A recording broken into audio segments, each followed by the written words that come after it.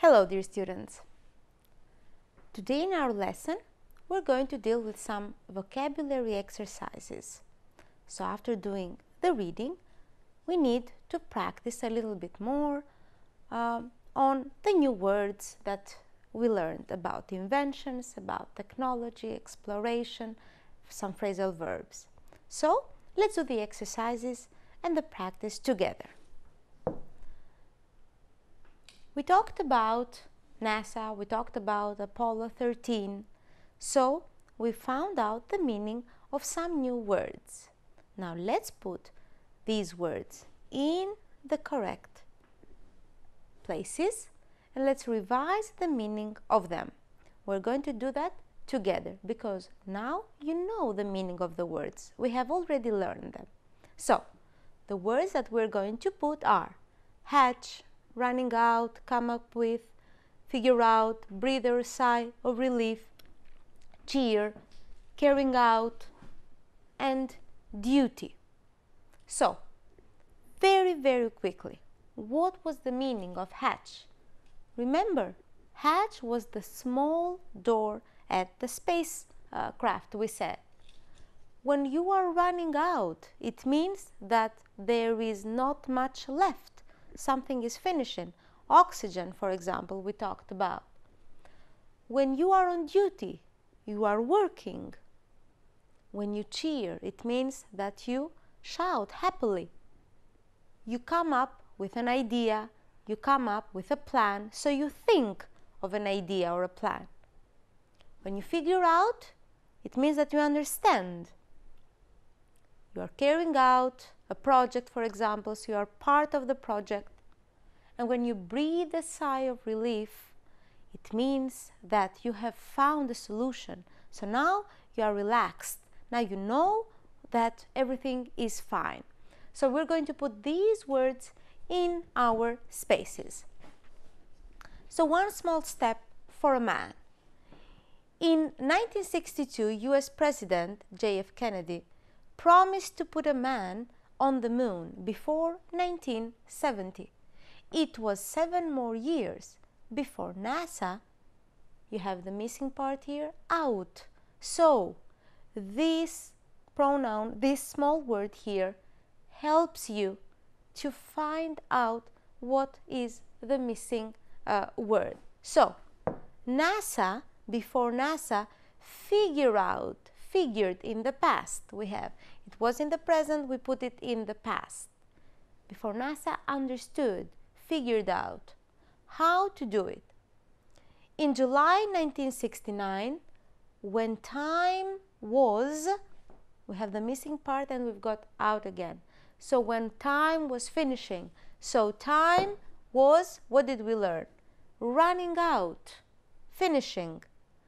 3 astronauts, again we've got out, but we need another expression now.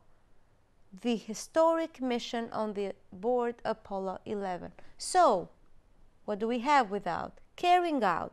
So 3 astronauts, we need to put them in the correct tense as well. They carried out the historic mission on board Apollo 11. So they were part of this mission. American astronaut Neil Armstrong opened the what?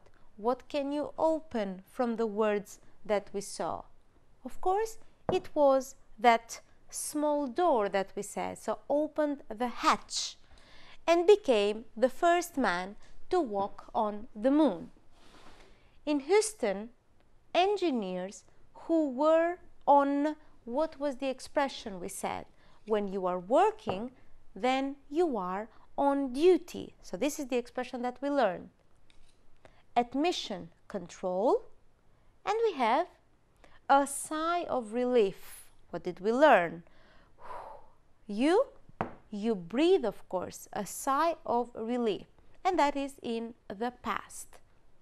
When they saw Armstrong step onto the moon, all over the world people were watching on TV, and they, what did they do?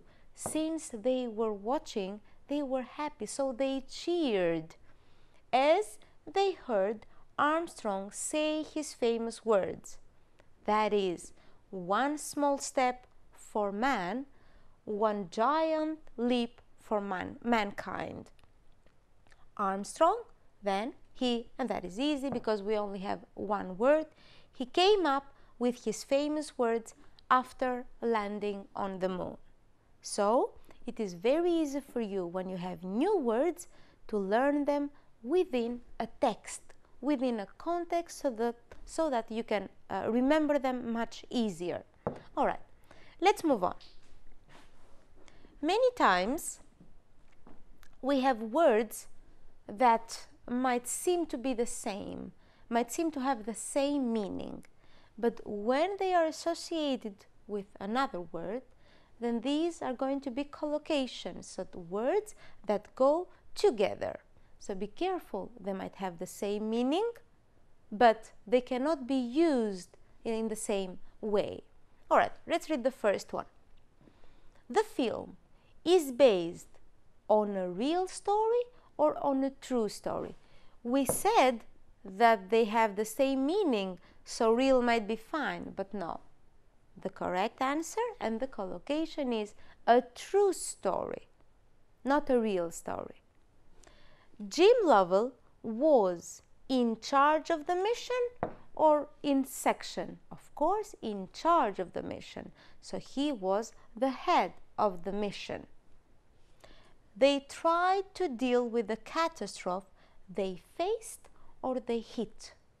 So the catastrophe that they faced, of course. He noticed a problem during his safe checks or his routine checks. That's easy. During his routine check. So the check that he does every day. The oxygen tank, remember the tank that had the fuel, the big one that we saw, exploded or leaked because of a short circuit.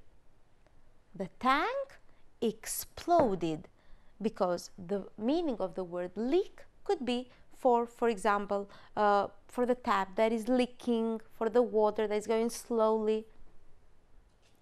There was no time to depend or no time to lose. And that is easy again. There was no time to lose. So learn the expressions within sentences for you to be easier to remember. Let's move on with another vocabulary exercises. Now we've got expressions.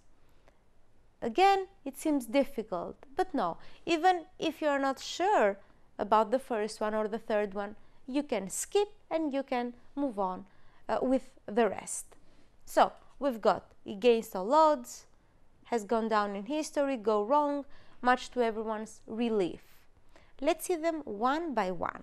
So, no one thought they could survive, but despite all problems, so it was very difficult to solve this.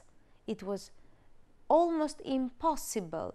So the expression that shows this, that it was very difficult, is the expression against all odds. So it was very difficult. It was against all odds that they managed to land safely on Earth. Everyone pleased that. So everyone was happy in the end. Which one could be the correct one? And of course, much to everyone's relief. The plane took off without any problems. Everyone was relieved. Everyone was happy in the end. The Apollo 13 mission is remembered by everyone. And that is easy. When you are remembered by everyone, it means that you go down in history. And that is easy for you to understand. And no one expected that it would be unsuccessful. So, this is negative, as you can see here, unsuccessful. So, of course, the correct expression, no one expected that it would go wrong. Learn them again within sentences so that it can be easier for you to remember the meaning of them. All right. We're talking about phrasal verbs now. Many times we think of one word that it has so many meanings. But again, if you try to combine the phrasal verb with a picture in your mind, then it will be much easier. For example, when we put out a fire, it means that someone is trying to stop the fire, to extinguish the fire. So you put up a fire, the fireman is trying to stop the fire, to stop burning. Put on. When you put on a blouse, for example, what are you doing? You are wearing a blouse. So you are putting on a blouse. You are wearing a blouse. You put off. It means that you postpone. That means that you leave that so that you can do it a little bit later. You put off. You are going to do it later. Put up with.